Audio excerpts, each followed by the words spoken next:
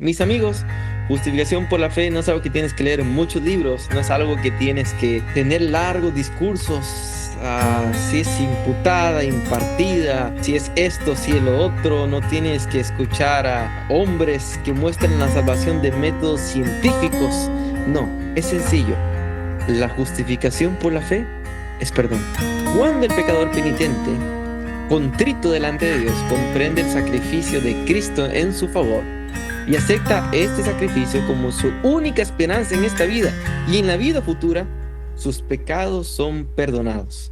Esto es justificación por la fe. Bueno, si digo un poco más acerca de esto, David, te van a bajar el video de YouTube, así que no sabemos si es una pandemia o una pandemia. Déjenme decirles, mis amigos, que fue algo muy duro para mí cuando yo estudié este tema, porque nosotros no sabemos orar. Cuando nosotros oramos, Señor, ayúdame a dejar la marihuana no es el problema. El problema es un pensamiento, la raíz del pecado, el fruto está aquí y la raíz del problema es otro.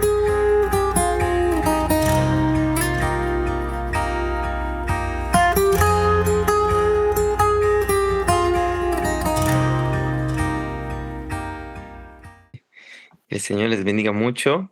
Yarden, David, es una bendición estar acá, poder compartir con ustedes uno de mis temas, pues sí, mi tema favorito, que me apasiona espaciarme, estudiar en él.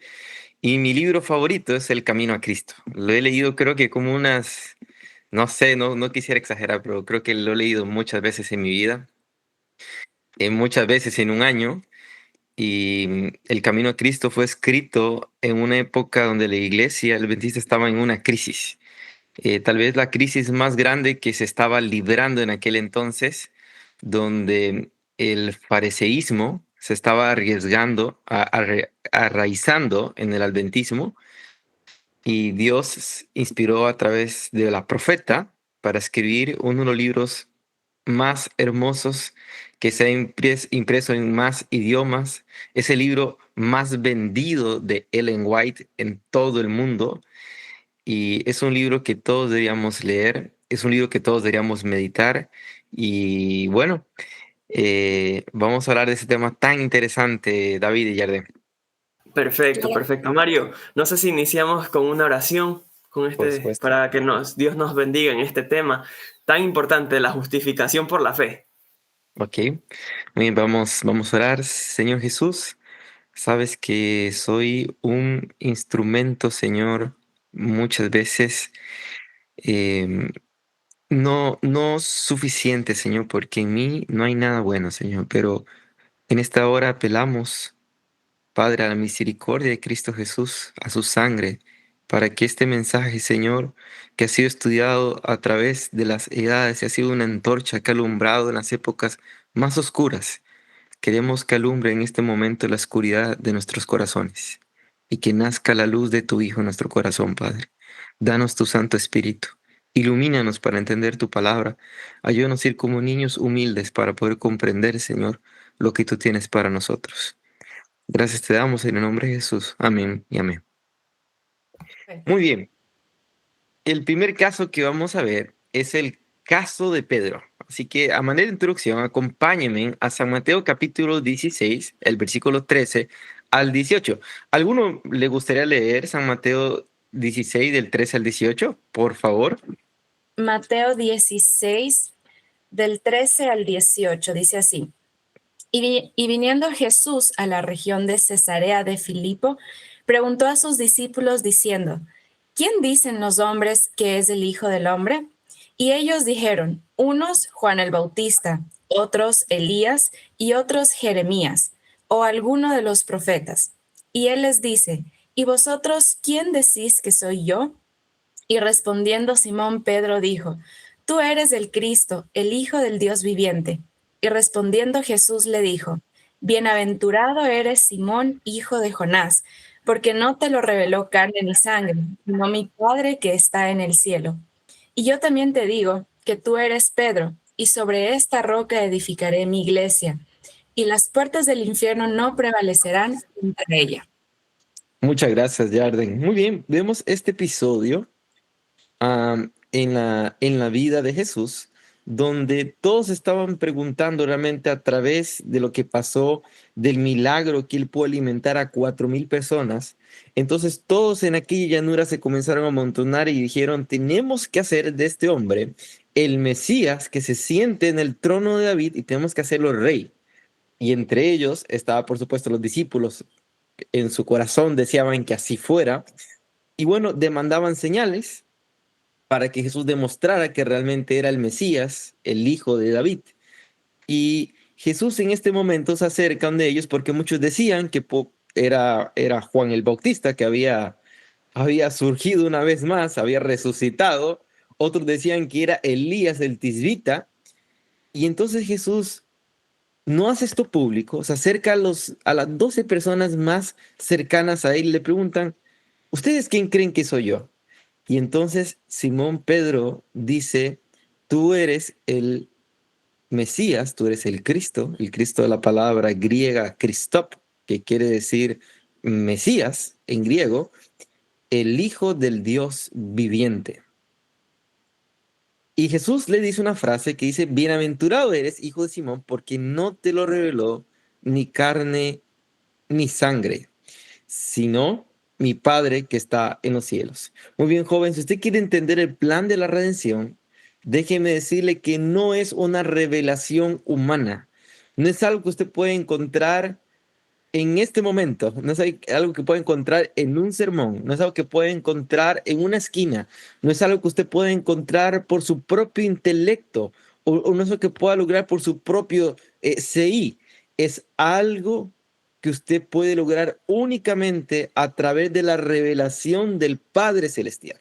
Si usted quiere conocer más de Jesús, si usted quiere conocer más del plan de la redención, si quiere que su mente se espacie en Jesús, la única manera que yo le quiero mostrar en esta mañana es a través de la revelación del Padre Celestial que usted va a entender el plan de la redención. Entonces, espero que este punto, el caso de Pedro, que haya quedado claro, pero no queda hasta ahí.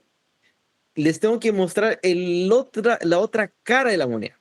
Así que acompáñenme al mismo capítulo de San Mateo, capítulo 16 y el versículo 21 al 23. ¿Algún otro joven que nos quisiera ayudar a leer San Mateo 21 al 23? Dice, desde entonces comenzó Jesús a declarar a sus discípulos que él debía ir a Jerusalén y padecer mucho de parte de los ancianos, de los principales sacerdotes y de los escribas, y ser muerto y resucitar al tercer día.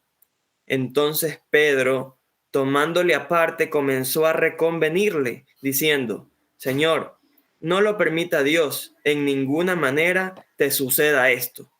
Pero él volviéndose dijo a Pedro, quítate delante de mí, Satanás, porque me eres tropiezo, porque tus sentimientos no son los de Dios, sino los de los hombres.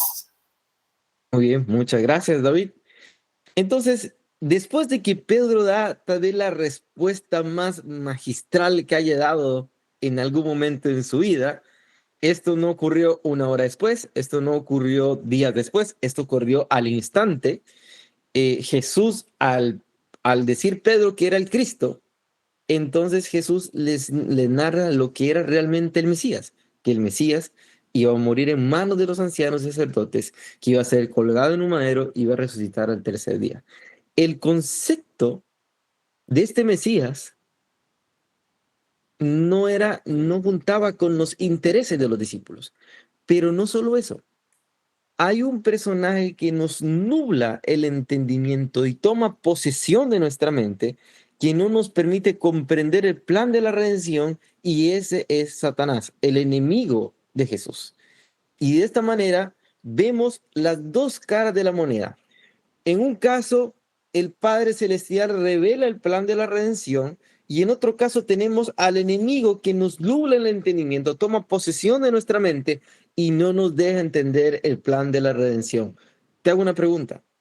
¿Ahorita tú tienes conceptos arraigados por el enemigo o tienes los conceptos revelados por el Padre Celestial? Así que por favor, no te duermas. Si te has despertado muy temprano, no te duermas, porque en este estudio vamos a ver si tenemos conceptos falsos de la justificación por la fe.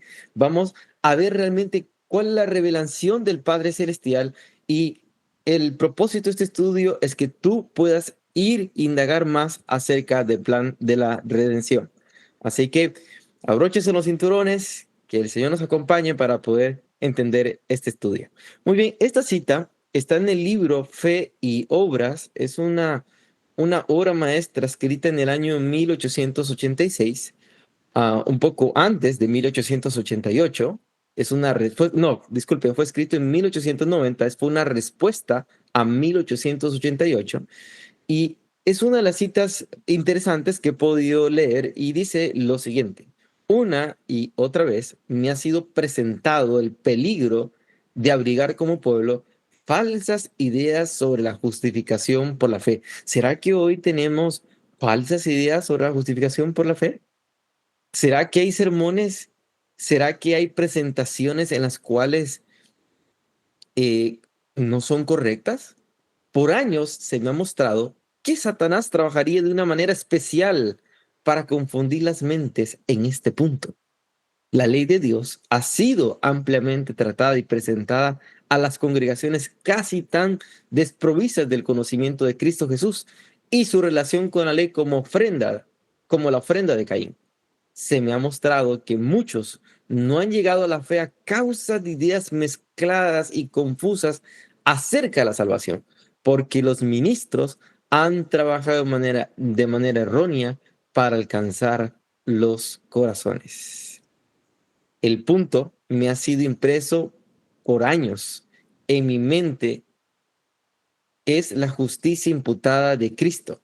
Me asombra que este no se haya convertido en el tema de diserción de nuestras iglesias por todo el territorio, cuando de manera tan constante me ha sido presentado con insistencia, y lo he hecho el tema de casi cada discurso y plática que he dado a la gente. Así que aquí la escritora nos dice de que hay un peligro de abrigar ideas falsas de justificación por la fe, que hay ministros predicando ideas confusas y mezcladas de este tema, y también que este tema debe ser dado en cada uno de los discursos y pláticas en nuestras iglesias.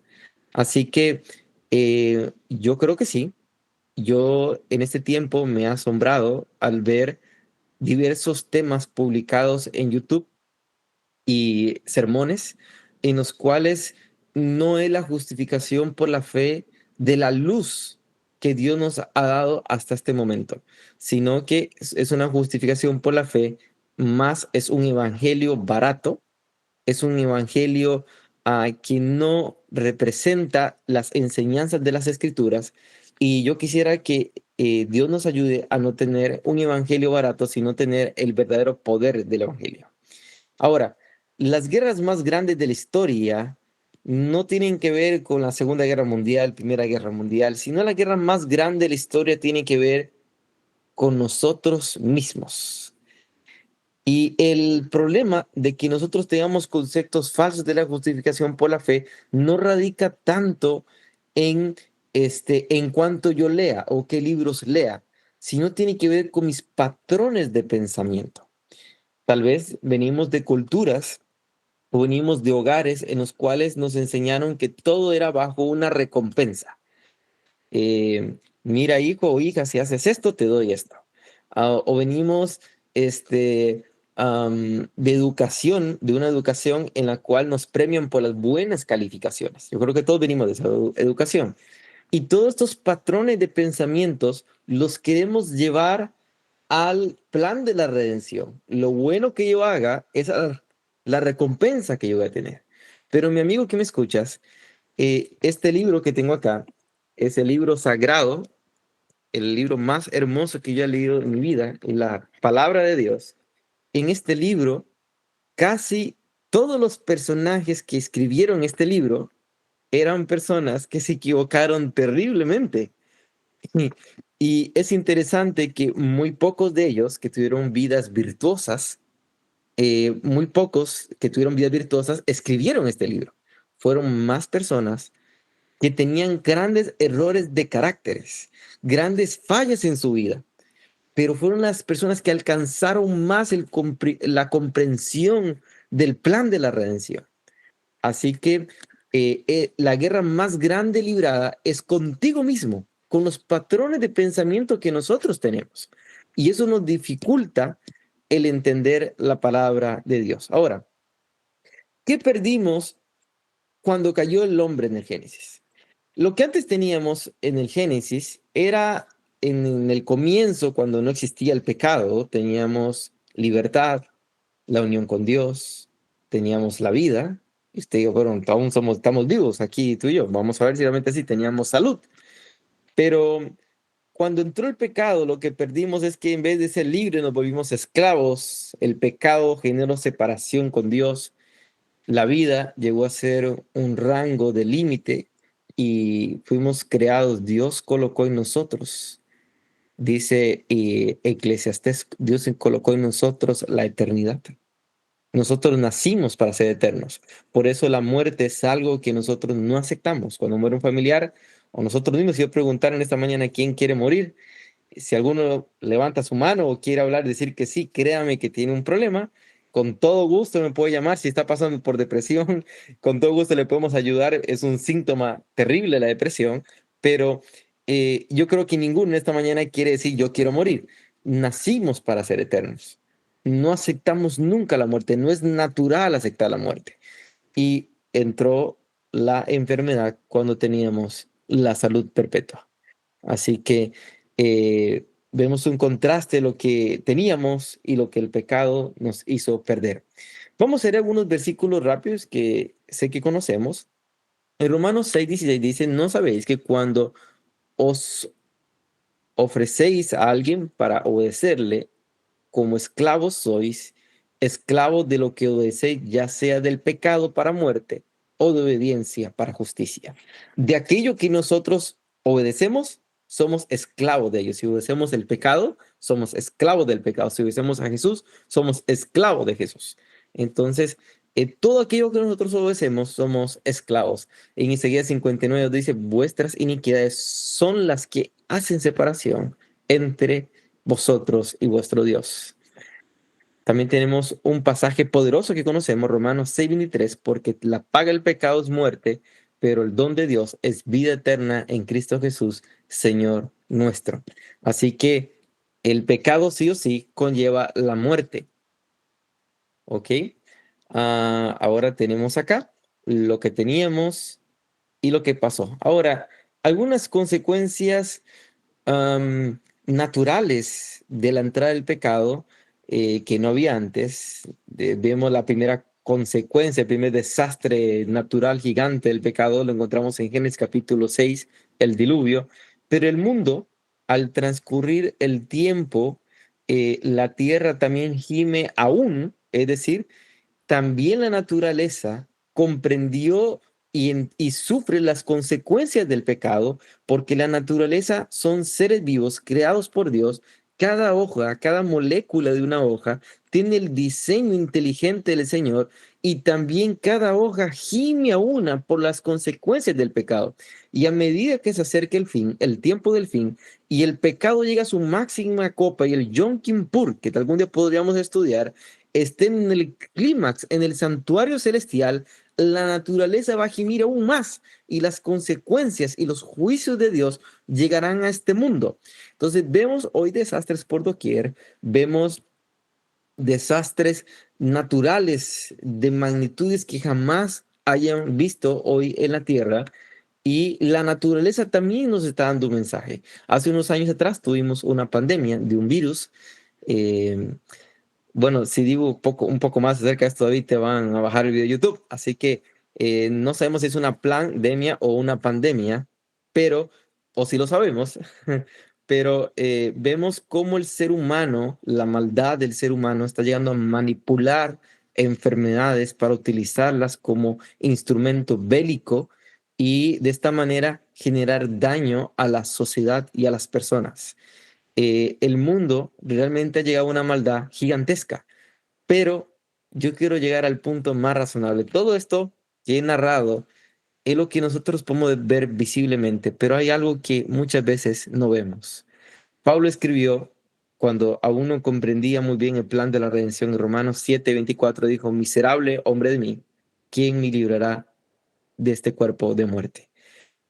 Joven, si tú me escuchas, ya sé que nos está escuchando a través de YouTube o en este momento, si tú te has preguntado cómo puedo vencer el pecado, soy adicto a algo, ya no soporto más esta máscara que tengo y no sé cómo vencer el pecado, no sé cómo librarme de este cuerpo de muerte, entonces en este momento vamos a ver maneras prácticas en las cuales podemos entender la justificación por la fe. En 2 Corintios 5:21 es un pasaje que me encanta. Dice: el que no conoció pecado, por nosotros lo hizo pecado, para que nosotros fuésemos hechos justicia de Dios en él. Muy bien. ¿Cómo vamos hasta aquí, David? Yarden, vamos comprendiendo un poco más. Lo que voy a explicar de este versículo muchas veces ha sido controversial. Sé que tal vez no se escuchó un poco acerca de esto, pero este es el momento en que vamos a entender qué es la justicia de Dios, qué es la justificación por la fe a través de este versículo. Bueno, Mario, no sé Sí. si David quiera comentar algo, pero la verdad es que hasta aquí me parece súper interesante el tema y lo que tú decías, tal vez por muchos años hemos entendido mal la justificación por la fe o tenemos una idea errónea y tal vez por eso no hacemos como leíamos en el camino a Cristo, ¿no? Pensamos que Jesús va a venir y me va a transformar recién cuando venga y ahí va a ser todo paz y felicidad, pero vemos que todo esto de la justificación por la fe tiene que ver mucho más allá, desde la naturaleza de Cristo cuando vino al mundo. Entonces, creo que se va a poner súper interesante, así que, bueno, y como decía ahí en el versículo, el que no conoció pecado por nosotros lo hizo, se hizo pecado para que nosotros fuésemos hechos justicia de Dios en él. Entonces, me imagino que tú vas a explicar un poquito más todo lo que significa esto, así que les invitamos que todos estén atentos para que podamos entender realmente qué es esta justicia de Cristo y qué hacen nosotros de esta justicia. Muy bien, muchas gracias, Yarde. Muchas veces, cuando explico este versículo, algunas personas no les gusta lo que voy a decir a continuación, y es porque tenemos un concepto de la justificación por la fe católico. Y disculpen mi amigo católico que me escucha, sí. Realmente, si tú eres católico, yo te invito que le puedas escribir a David, me puedes escribir a mí y podemos tener un estudio de la palabra de Dios acerca del plan de la redención, acerca del plan de la salvación, porque hoy muchas de las iglesias, tanto de dominación cristiana o de diferentes religiones del mundo, tienen un concepto falso del plan de la redención. Así que, ¿qué significa lo siguiente? Al que no conoció pecado. Muy bien, vamos a entender este versículo paso a paso. Al que no conoció pecado, la vida de Jesús, como decía Yarden, es un ejemplo de cómo el hombre debe vivir en la tierra. Es un ejemplo de cómo el hombre debe estar unido al Padre Celestial en su transcurrir, en su corto lapso de la vida, de 80 años, de 90 años, en su breve suspirar. La vida de Jesús, aunque fueron 30 años, fue un claro ejemplo, fue un discurso elocuente de cómo el hombre debe vivir. Y es interesante que lo que está registrado de la vida de Jesús tan solo fueron 3 años de su vida, pero su vida de carpintero, de la cual nadie predica, su vida en su adolescencia y en su niñez, de la cual nadie habla, y tal vez tú dirán, no, no, es que no hay mucha revelación en cuanto a ello. Tenemos si acaso 3, 4, 5 versículos de la adolescencia de Jesús y de su vida como carpintero, pero esos versículos deben espaciarse en nuestra mente para comprender cómo fue la vida de aquel adolescente en la carpintería de su padre humano llamado José, y cómo transcurrió su vida y cómo fue una elocuencia en este mundo, porque él no tuvo pecado aún siendo un carpintero. Así que si tú, mi amigo, trabajas en una oficina Si tú trabajas en un hospital, si tú trabajas como mecánico, si tú trabajas como carpintero, si tú trabajas en la construcción, Jesús comprende que es tener un cuerpo cansado. Él entiende que es tener hambre. Él sabe que es lastimarse las manos. Él sabe que es tener sueño. Él sabe que es tener largas jornadas de trabajo. Él sabe que es aguantarse los compañeros de trabajo. Él sabe cómo es aguantarse. Bueno, no, Jesús no tenía jefe, pero porque en la cultura judía no era común, pero él nos puede entender de alguna manera. Entonces, al que no conoció pecado se puede identificar con nosotros en nuestra naturaleza humana porque él tomó la naturaleza caída. Sí, Jesús fue 100% humano, pero sin pecado, y fue 100% Dios. Y de esta manera, Él caminó entre los hombres, Él anduvo entre nosotros, Él sabe cómo es el vivir de cada uno de nosotros. Es muy interesante. Yo quiero narrar lo siguiente. Hay un escritor, es un doctor, escritor, pastor, se llama Ever Douglas. Me encanta mucho leer acerca de él. Él escribió un libro muy interesante acerca de la vida de Jesús. Está en inglés, se los puedo compartir algunos. Am, y este hombre narra que en las calles de Nazaret, en las cuales Jesús se movió en su adolescencia y juventud, eh, en las paredes de las calles de Jerusalén, de Nazaret, habían jeroglíficos, habían imágenes, publicidad, tal vez podríamos decir, y si llamáramos hoy en día, ¿no? En aquellas publicidades o en aquellos jeroglíficos, en aquellas imágenes dibujadas en paredes, había mujeres desnudas. Podríamos llamar pornografía de aquel entonces. Y el adolescente Jesús pasó muchas veces por aquellas calles de Nazaret y el enemigo más de una vez posiblemente le tentó ver aquellas imágenes. Entonces tú te preguntas, muchos jóvenes me escriben, David, y me preguntan, ¿cómo le puedo orar a Dios por mis pecados de adicción sexual o mis pecados de adicción a las drogas? ¿Cómo yo puedo contarle eso a Dios si Él no me va a entender? Él no sabe qué es pasar por una adicción a las drogas o una adicción sexual. Él no me puede entender, no puedo orar a Él porque Él no me entiende, Él no pasó por eso. Déjame decirte que sí. Jesús fue tentado en todo lo fue tentado, pero nunca pecó. Él no solo no miró, no solo se abstuvo a no mirar aquellas imágenes en Nazaret, sino recuerden que una mujer de la cual se arrepintió, llamada María Magdalena, le besó sus pies. Todo hombre que está aquí y los que nos va a escuchar, sabemos que nuestro cuerpo tiene un sistema nervioso um, que es impresionante. Está desde mi primer cabello de arriba hasta la última uña de mi pie. Y los hombres somos sensibles al tacto, y yo creo que también las mujeres. Pero créame que Jesús, al recibir besos de esta mujer, posiblemente por eso Simón el leproso, si supiera la mujer que tuviera ahí, eso le estaba diciendo, estaba insinuando, ¿cómo es posible que se está dejando limpiar los pies de una mujer de mala procedencia? Eso estaba queriendo decir, o sea, ¿qué clase de maestro es este? O sea, que se deja andar con prostitutas de esa manera. Y el enemigo es posible que tentó a nuestro maestro en cuanto a este punto, pero no pecó. Sé que esto es muy fuerte, muchos no les gusta esto, pero ¿es nuestro Salvador en todos los puntos o no es nuestro Salvador? Ahora, usted se pregunta, ¿cómo Jesús se puede identificar a mí si tengo adicción a las drogas? Cuando él estaba en la cruz de Calvario, le ofrecieron vinagre. El vinagre es un estimulante que utilizaban en aquel entonces para adormecer algo el dolor. No era para la sed, sino para adormecer algo el dolor. Era un estimulante del cual él se abstuvo. De igual manera, amigo, Jesús te puede entender cuando tú tienes adicción a la bebida, adicción a las drogas. Él sabe cómo decir que no, cómo abstenerse de tales cosas. Y en cada punto, nuestro Salvador se identifica en nosotros, pero Él jamás pecó. Él venció el pecado bajo el poder del Padre Celestial. Y de esa manera, Él llegó a ser nuestra justicia. Él, su vida es una elocuencia, levanta sus manos ante el Padre y dice, Padre, yo he vencido por ellos. dale de tu poder para vencer el pecado y la justicia, el mediador, la garantía, el medio, el intercesor, el que está entre nosotros y el Padre, se llama Jesús, el que venció siendo hombre, es la mayor elocuencia ante todo el universo que el pecado sí se puede vencer.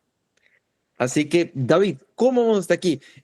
Muchas veces esto es muy fuerte porque tenemos conceptos muy um, antibíblicos del plan de la redención. Así que, ¿cómo vamos hasta aquí, David? Ya vamos a ir a la parte más práctica.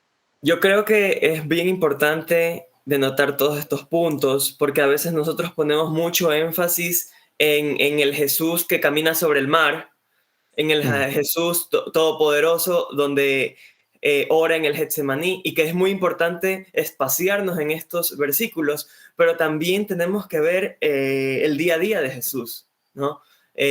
Mientras tú mencionabas el tema de cómo Jesús pudo haber sido tentado en algunos aspectos, también recordemos que, o sea, el control, él no permitió en ninguna esfera ser tentado, a modo de que albergar un pensamiento y Correcto. desarrollar uno para que se dé como que una, por así decirlo, una brecha de entrada para el enemigo en ese aspecto. Tanto así que más adelante, ya en su adultez, la mujer adúltera se menciona de que estaba totalmente desnuda, ¿no? De que los fariseos le traen a la mujer desnuda para que justamente Jesús dé la aprobación de apedrearla, ¿no? Entonces vemos a un Jesús que más bien se centra con un plan de salvación, pero esa preparación que él tuvo que haber tenido desde niño nos denota de que él rechazó el pecado en su pensamiento. Muy importante. Sí, muchas gracias, David. Sí, yo no estoy diciendo que él se dio al pecado. No, aclaré muchas veces que él no cometió pecado, él no accedió en su mente ni en pensamiento tan siquiera al pecado, pero sí recibió la tentación porque él fue nuestro ejemplo en todo punto de cómo vencer la tentación. Muy bien. Yo quisiera poner el siguiente ejemplo. En mi país hay un banco que se llama Backcredomatic, que bueno, este banco es muy famoso en mi país porque muchos tienen tarjetas de crédito de este banco. Muy bien, Elías. ¿Cuántos años tienes, Elías? 22. 22, muy bien. Bienvenido al mundo adulto. Gracias. Muy bien. Elías, imagínate lo siguiente. ¿Cómo se llama el banco más famoso de Ecuador? Yo creo que el Banco Pichincha, creo que es el más famoso. Ok, muy bien. Supongamos, Elías, que tú tienes una deuda muy grande con el banco Pichicha. Por favor, no hagas eso, pero si lo tuvieras, esa deuda tan grande. Y bueno, usted sabe que la vida de un trabajador endeudado es bastante complicada. Tienes que levantarte todos los días a una misma hora.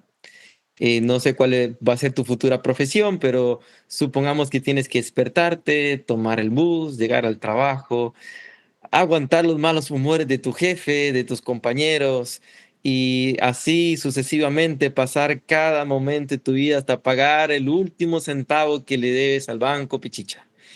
Y el banco es tan cruel que tiene algo que se llama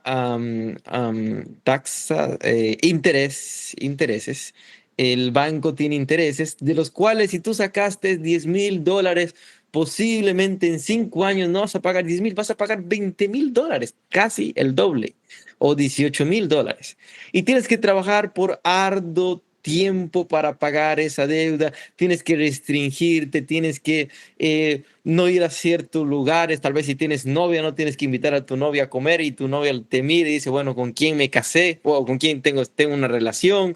Y entonces, una situación, Elías, caótica.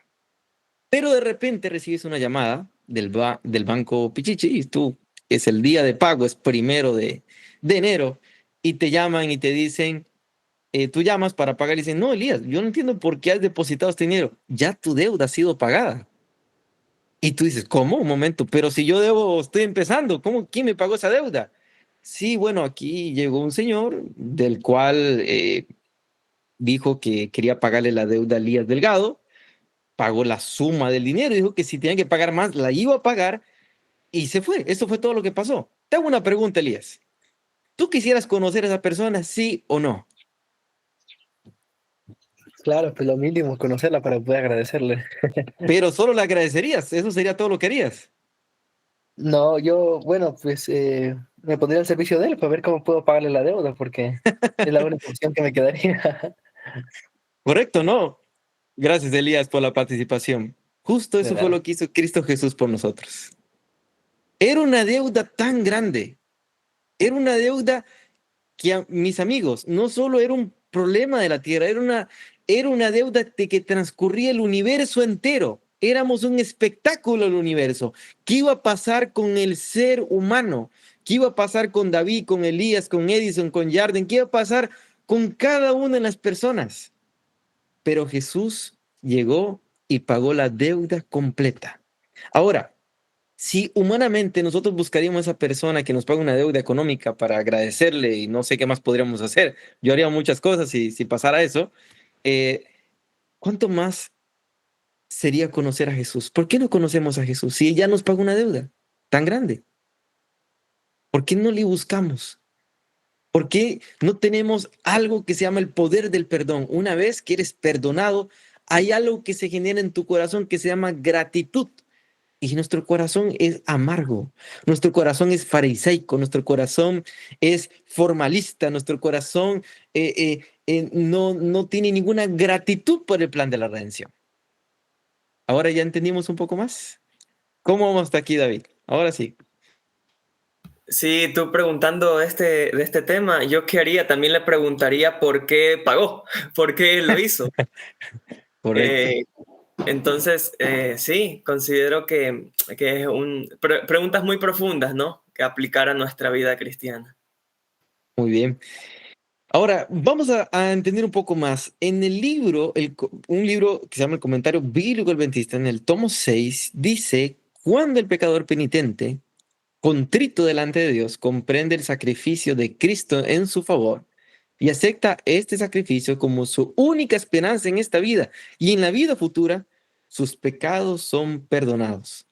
Esto es justificación por la fe. Mis amigos, justificación por la fe no es algo que tienes que leer en muchos libros, no es algo que tienes que tener largos discursos, si es imputada, impartida, si es esto, si es lo otro, no tienes que escuchar a hombres que muestran la salvación de métodos científicos.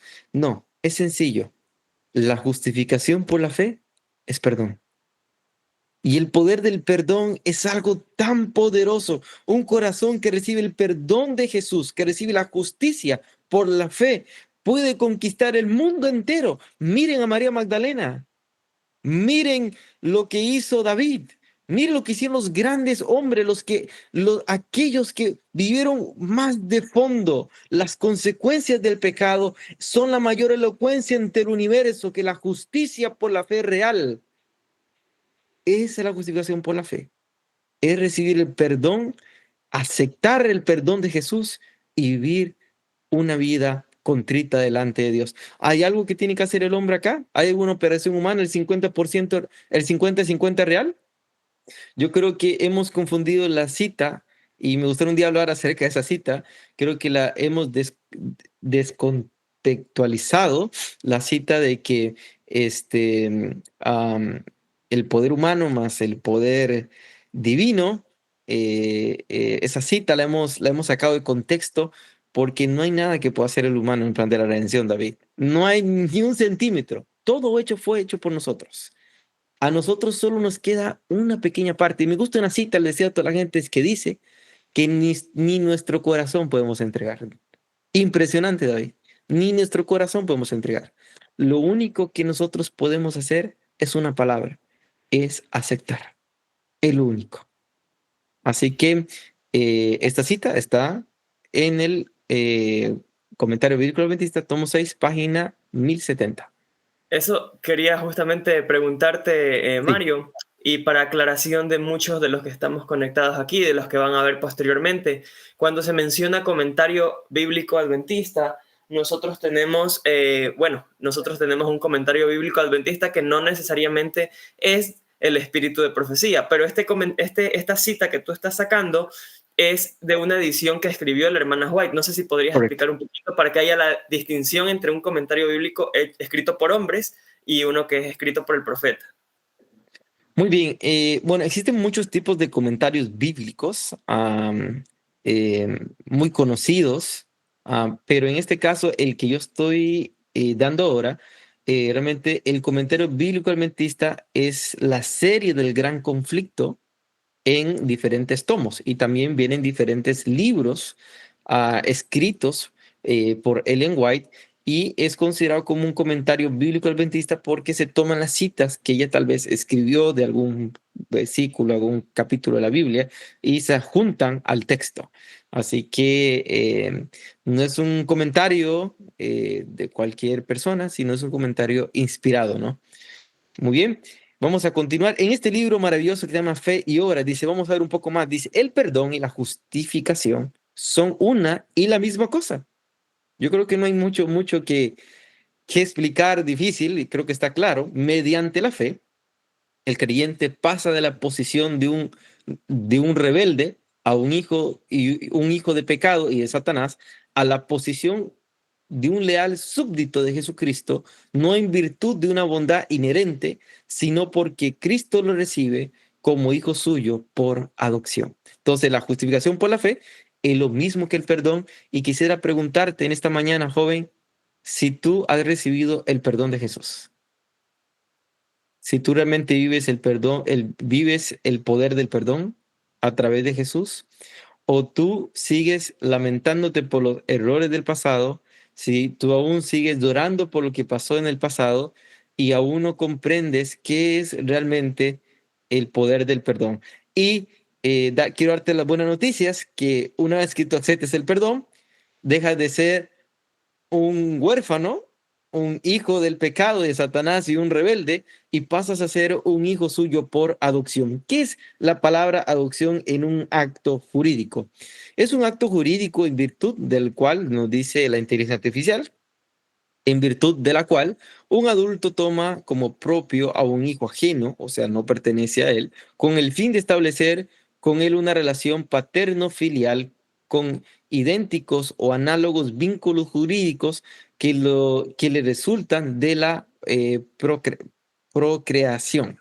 Así que esto es un concepto humano, pero en el concepto divino nosotros éramos hijos reales del Padre Celestial. El pecado nos hizo hijos rebeldes, hijos del enemigo, y al morir Cristo Jesús como garantía por nosotros, y al el humano recibir el poder del perdón, llegamos una vez más a ser hijos del Altísimo a través de la adopción. Así que yo quisiera ir terminando en unos breves 5 minutos. No sé, algún comentario que quisieran hacer hasta aquí. Sí, no sé si Yarden tienes algún comentario, pero yo quería decir que la pregunta que iniciamos la reunión acerca de qué es justificación, la cita anterior menciona de que justificación y perdón es una y una misma cosa. Correcto, así es. Sí, Así que, sí, dime, Yarden. ajá, no, sabes que me parece muy interesante lo que hablabas de la adopción. Justamente el día de ayer, en el culto de la tarde, veíamos un poco la genealogía de José, el carpintero, y vemos cómo, bueno, su descendencia viene desde Zorobabel, ¿no? Y hablábamos un poco esto de la adopción. Y es increíble ver cómo Cristo en todo sentido nos entiende, porque de cierta manera él también fue adoptado por José, ¿no? Y ahora es increíble porque lo mismo hace Cristo con nosotros, así como él fue adoptado por este carpintero que tenía una descendencia, bueno, finalmente vimos de príncipe y sacerdote, él no tenía esa necesidad de hacerlo de esa manera, pero aún así José lo adopta como su hijo y ahora Dios nos quiere adoptar de la misma manera, ¿no? Para que podamos ser llamados hijos de Él. Y qué hermoso poder ver esto de la justificación, de que realmente en nosotros no hay ningún mérito y por eso en la Biblia vemos que dice, miserable hombre de mí. O sea, en nosotros no hay nada, somos gusanos, miserables, barro, pero ahí viene Cristo y nos pone su justicia y nos quiere poner esas ropas blancas para que nuestros trapos de inmundicia queden atrás y ahora podamos ser llamados hijos e hijas de Dios, ¿no? Entonces, qué bonito poder entender esta justificación que Cristo nos quiere dar a cada uno de nosotros. Muy bien, muchas gracias, Yarden. Yo quisiera terminar los breves minutos mostrando algo que me ha impactado a través del tiempo. Yo tengo un tema que se llama las profecías de las bienaventuranzas. En el monte, donde Jesús narró las bienaventuranzas, más que solo ser un poderoso discurso, son profecías cada una de las bienaventuranzas. Algún día, David, vamos a compartir cada una de estas profecías. Hoy solo voy a compartir una y muy breve. Para mí es una de las profecías más hermosas que he leído en mi vida y la encontramos en San Mateo capítulo 5 y el versículo 8. Dice lo siguiente: bienaventurados los limpios de corazón, porque verán a Dios. Entonces, los únicos que van a poder sostener la mirada para verle cuando Jesús venga por segunda vez serán los limpios de corazón. Y en Apocalipsis 22:14, justo tenemos lo que narra las entradas a la Nueva Jerusalén. Yo sé que muchos queremos pensar en una vida venidera, y esa vida venidera no es qué carro de lujo tendrás, qué harás con tu profesión, o qué éxito tendrás en tu vida. La vida venidera es que tendremos calles de oro, mar de cristal, el sábado más poderoso que jamás hayamos vivido, el discurso por labios del maestro, las bellas palabras de vida. Esa es la vida venidera, una vida donde no habrá muerte, no habrá dolor, donde la mente no puede sondear, donde mis pensamientos son vagos y no puedo comprender mucho más de lo que Él tiene para nosotros. Pero en Apocalipsis 22:14, narrándonos aquellas imágenes que la mente humana brevemente puede imaginar, dice lo siguiente: una bienaventuranza más. Bienaventurados los que lavan sus ropas, porque tendrán derecho al árbol de la vida para que entren a la ciudad por las puertas. Si tú quieres tener derecho de comer del árbol de la vida, tienes que entender que es ser limpio. Bienaventurados los que lavan sus ropas, o bienaventurados los limpios, porque ellos verán a Dios, porque ellos tendrán derecho al árbol de la vida. Y yo quisiera llevar este pensamiento a la práctica. Supongamos, vamos a tener el último ejemplo, y con eso terminamos, David. David, mencióname una tienda que venda los trajes más caros en Ecuador. En mi país se llama Arturo Calle. No sé cómo se llama en tu país, la que gustes. Solo es un ejemplo. Bueno, creo que es el Hugo Boss Ok, acá en Ecuador. Hugo Boss. Ok, muy bien. Supongamos que tú andas buscando un traje, David. Pero bueno, no sé tu situación económica, pero tal vez no puedes costear un traje de $50,000. Con telas hechas no sé dónde, ni me preguntes. Solo es un ejemplo, ¿no? Y entonces tú, muy triste, David, quieres ir en búsqueda de un traje y tú dices, voy a entrar a esta tienda solo para ver y tal vez conseguir una marca muy parecida con un precio más económico. Tú entras a esta tienda, Hugo Boss, te gusta el traje, David, y la persona que te atiende te dice, David, ¿quieres probarte el traje? Y tú dices, bueno, pero este traje ni me lo voy a comprar porque es muy caro, es muy fino, ¿no? Bueno, David se prueba el traje, mira que realmente se mira elegante, se mira bien. Y la persona te dice, David, tranquilo, este traje ya ha sido pagado. Aquí está la factura, la garantía de que ha sido pagado. El derecho que te da a tener ese traje está aquí. Está la factura que alguien la pagó. Y la factura es esa garantía que muestra que se pagó realmente. Entonces, David, lucirías un traje porque tienes derecho a través de una factura. ¿Qué crees? Si tenemos la factura que ha sido pagada, ¿tenemos derecho al traje, sí o no? Ya está pagado, ¿no es así? Y hay una factura que muestra que es tuyo, es el derecho que tú tienes. Entonces, sí, lo recibo. Lo Sí recibes, me lo ¿no? pondría. Sí me lo pondría. Muy bien. Eso fue, David, justo lo que eso fue justo lo que pasó en el plan de la redención. Tenemos derecho a comer del árbol de la vida.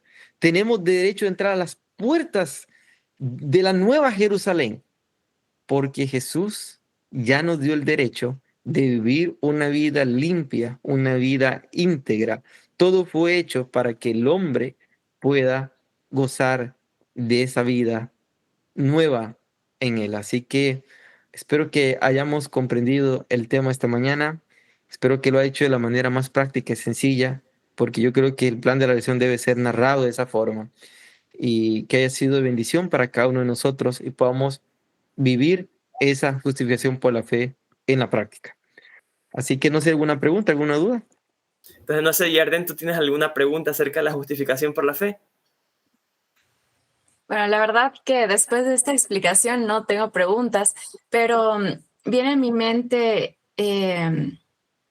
muchas veces muchos jóvenes podemos pensar y decir, bueno, ¿cómo es que Cristo fue tan fuerte mentalmente que incluso no pecó en un pensamiento, ¿no? ¿Y cómo puedo hacer ahora yo para poder tener esa victoria? Entonces, Mario, ¿tú qué nos recomendarías como jóvenes? ¿Cómo podemos alcanzar esa experiencia que tuvo Cristo aquí en la tierra, de ni siquiera con un pensamiento pecar? ¿O qué tips nos podrías dar para que lo podamos poner en práctica? Muy bien, un día podríamos compartir, yo tengo un tema de salud mental en el cual explico cuál es la raíz de los problemas o del pecado, en este caso, y déjenme decirles, mis amigos, que fue algo muy duro para mí cuando yo estudié este tema porque nosotros no sabemos orar. Entonces, cuando nosotros oramos, Señor, ayúdame a dejar la marihuana no es el problema. El problema es un pensamiento, la raíz del pecado, el fruto está aquí y la raíz del problema es otro. Entonces, tenemos que aprender a orar los pensamientos negativos que nosotros tenemos, que fueron impuestos por el padre de la mentira, que Lucifer es el padre de la mentira, que dice el libro Mensaje para los jóvenes, que él nos susurra al oído, implanta pensamientos hacia nosotros. Entonces, es muy importante, y con esto respondo a la pregunta de Yarden, ¿cómo poder lograr esto? El único poder que se nos fue dado para cambiar el pensamiento del hombre se llama la palabra de Dios. Es la que discierne los pensamientos del hombre. Si tú te espacías en estudiar la palabra de Dios en la vida de Jesús, si tu vida es cada mañana, cada momento, meditar en las escrituras, tu mente y tus pensamientos se van a ir purificando, vas a tener nuevos designios, nuevos propósitos, nuevos planes. Así que tal vez algún día, David, podremos compartir ese tema de salud mental que es muy poderoso, es justificación por la fe en la práctica. En la práctica, sí, y yo creo que es un tema que nos gustaría bastante, porque, bueno, nosotros queremos llevarlo justamente a la práctica, y es parte bueno, también de nuestra edad, de llevar las cosas no se queden solamente en teoría. Y tenemos también una pregunta de Elías, que levantó la mano. Mi pregunta era, bueno, justamente por lo que pensaba en la pregunta que hizo al principio, cuando dijo de por qué no podemos ser gratos con Jesús si Él pagó nuestra deuda. Y bueno, no sé si me equivoqué, ¿no? Pero pensaba que tal vez no somos gratos porque no somos conscientes de lo que hizo por nosotros. O sea, realmente ni siquiera pensamos que, eh, no, a veces, muchas veces pensamos involuntariamente que merecemos ese regalo de la vida o de Mm. estar, o de todo. Entonces, porque si un humano hiciera por nosotros algo parecido, uno le debería la vida. Pero como lo hizo Jesús y no somos conscientes de lo que hizo, o tal vez porque no lo vemos, no sé, podrías ampliar más esa parte, porque yo creo que por ahí debe estar la razón de que nosotros seamos muchas veces tan ingratos, siendo que hizo tantas cosas por nosotros Jesús. Elías, tal vez quiero narrarte algo. Mire, yo vengo de una familia muy humilde. Tranquilo, es la respuesta a tu pregunta. Yo vengo de una familia muy humilde y yo recuerdo, Elías y David, que a mí me gustaba jugar fútbol en aquel entonces. Hoy me gusta, pero no tanto como antes. Y yo vivía en una zona muy humilde, en Costa Rica, y yo no tenía, mi papá, bueno, no tenía muchos recursos en aquel entonces, yo recuerdo, para comprarme unos zapatos para jugar fútbol. Y yo jugaba descalzo, me gustaba jugar descalzo. Y entonces jugábamos bueno, en Costa Rica le dicen una plaza, ¿no?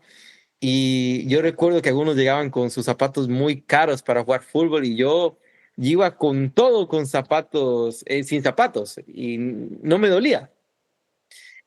Y Elías, una vez mi papá trabajó muy duro y llegó y me regaló unos zapatos Nike para jugar fútbol y yo me puse a llorar porque yo sentía que no merecía el esfuerzo de mi padre por algo que es una diversión, es un deporte, ¿no? Y yo decía, no, yo no merezco eso. Y justo eso, Elías, hay dos tipos de hijos. Hay aquellos hijos que no tuvieron muchas cosas, que fueron,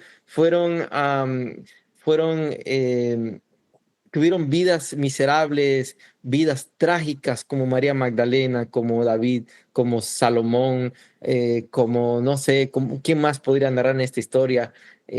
Tantos episodios en la Biblia, hijos que vivieron el otro cara a la moneda, que cuando recibieron el perdón fueron muy agradecidos. Y también te pongo el otro cara de la moneda, si aquí hay un hijo así, discúlpeme, no digo que todas las personas son así, pero aquellos niños que nacen con recursos para tener todo a la mano, para ellos es fácil, ¿no? Tener los mejores zapatos, las mejores ropas, ellos lo miran normal. Y para ellos, eso es algo natural. Por eso no son agradecidos. Y yo llamo a esos hijos de papi y mami, les llamo adventistas del séptimo día, porque nacimos en este evangelio, yo nací en este evangelio, y a veces no entendemos lo que Jesús realmente hizo por nosotros. Pero aquellos que viven en la otra cara de la moneda entienden que es el poder de la gratitud por lo que Jesús hizo por nosotros. No sé si me expliqué, Elías. Creo que ha Sí, sido claro. de pronto podía agregar algo.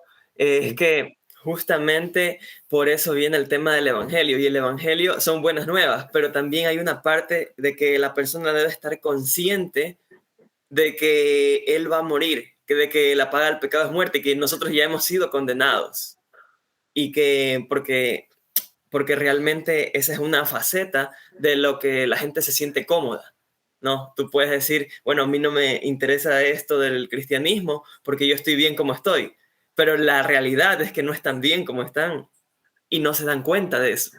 Entonces, es una faceta de también que aterricen y se den cuenta de que ellos están condenados, ¿no? Y que si no cambian y si no viene a Cristo, a sus vidas, a sus corazones, ellos van a permanecer condenados. Así es, David. Dios les bendiga mucho. No sé si terminamos con una oración, David. Mario, adelante. Muy bien, Podemos terminar. vamos a orar. Señor Jesús, no quisiera hacer una oración rutinaria ni conversar por conversar, pero quisiera decirte que muchas gracias por enseñarnos esto. Ayúdanos a llevarlo a la práctica en nuestra vida. Te necesitamos. Eres nuestra mayor urgente necesidad. Y queremos que tú nos sanes, nos ayudes y nos ayudes a aceptar esa limpieza de corazón y que podamos tener derecho. Gracias por darnos el derecho, mejor dicho. Gracias por darnos el derecho de entrar a las puertas de la Nueva Jerusalén. Gracias por tu palabra que ha sido una bendición, un bálsamo en esta mañana. Entonces te lo pido en el nombre de Jesús. Amén y amén.